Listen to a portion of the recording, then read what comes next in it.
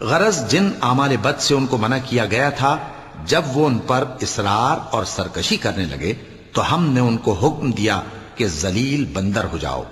اور اس وقت کو یاد کرو جب تمہارے پروردگار نے یہود کو آگاہ کر دیا تھا کہ وہ ان پر قیامت تک ایسے شخص کو مسلط رکھے گا جو ان کو بری بری تکلیفیں دیتا رہے۔ بے شک تمہارا پروردگار جلد عذاب کرنے والا ہے، اور وہ بخشنے والا مہربان بھی ہے۔ اور ہم نے ان کو جماعت جماعت کر کے ملک میں منتشر کر دیا، بعض ان میں سے نیکوکار ہیں اور بعض اور طرح کے یعنی بدکار، اور ہم آسائشوں اور تکلیفوں دونوں سے ان کی آزمائش کرتے رہے تاکہ ہماری طرف رجوع کریں۔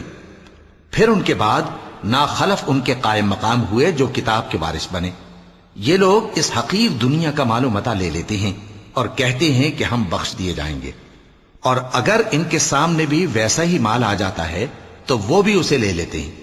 کیا ان سے کتاب کی نسبت عہد نہیں لیا گیا تھا کہ اللہ پر سچ کے سوا اور کچھ نہیں کہیں گے؟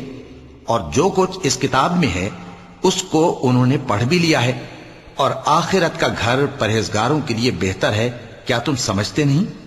اور جو لوگ کتاب کو مضبوط پکڑے ہوئے ہیں اور نماز کا اہتمام کرتے ہیں ان کو ہم اجر دیں گے کہ ہم نیکوکاروں کا اجر ضائع نہیں کرتے۔